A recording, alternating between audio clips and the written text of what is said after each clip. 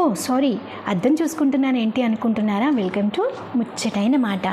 ఈ అద్దం కోసం మీకు ఒక చిన్న కథ చెప్తానండి.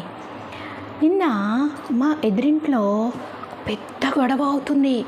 ఏంటా గొడవ అని అనుకుంటే ఆ తండ్రి కొడుకులు గట్టిగా అరుచుకునేటప్పుడు ఆ టైంలో ఈ అబ్బాయి ఆ సమయంలో ఏం చేస్తున్నాడు? గడ్డం తీసుకుంటున్నాడు కొడుకు.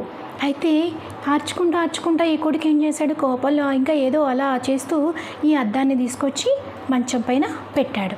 మంచం పైన పెట్టగానే వెంటనే తండ్రి గట్టిగా అరిచాడు. ఏంటి, అద్దం తీసుకొచ్చి మంచం మీద పెడతావా? అద్దం తీసుకొచ్చి మంచం మీద పెడితే ఐశ్వర్యం అంతా పోతుందంట అని. నాన్న, అద్దం మంచం మీద పెడితే ఐశ్వర్యం పోవటం ఏంటి నాన్న అని చెప్పి కొడుకు అంటాడు. అప్పటికే కోపం మీద ఉన్నారు ఇద్దరు. ఇంకా ఈ అద్దం కోసం మరికొంచెం గొడవలు వేసుకుని గొడవ పడుతూ ఏం చేశాడు? కొడుకు అద్దాన్ని తీసి నేల మీద కొట్టాడు. నేల మీద కొట్టంగానే అది ముక్కలైంది. ఈలోపు తల్లి వచ్చింది.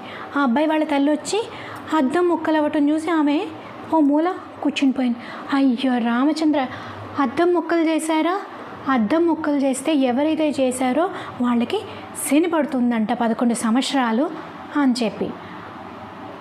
అద్దం ముక్కలైతే ఎవరు ముక్కలు చేస్తే వాళ్ళకి 11 సంవత్సరాలు శని పడుతుందా అని తలపట్టుకొని కూర్చున్నారు.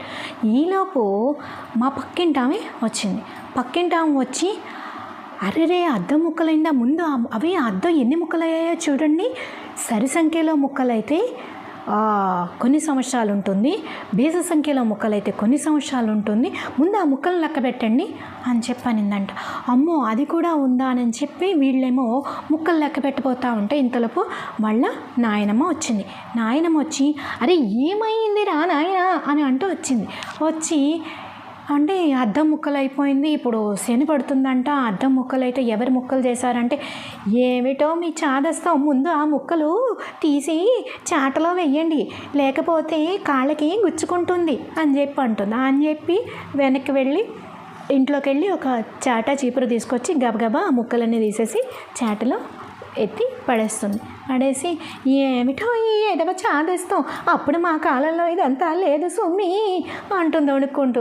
అని ఎప్పుడేమో అంటే ఎవరు ఏం చెప్పినా కూడా నమ్మద్దు అని నేను అంటలేదు, కానీ మన మూఢత్వాన్ని కూడా జతపరిచి నమ్మకూడదు.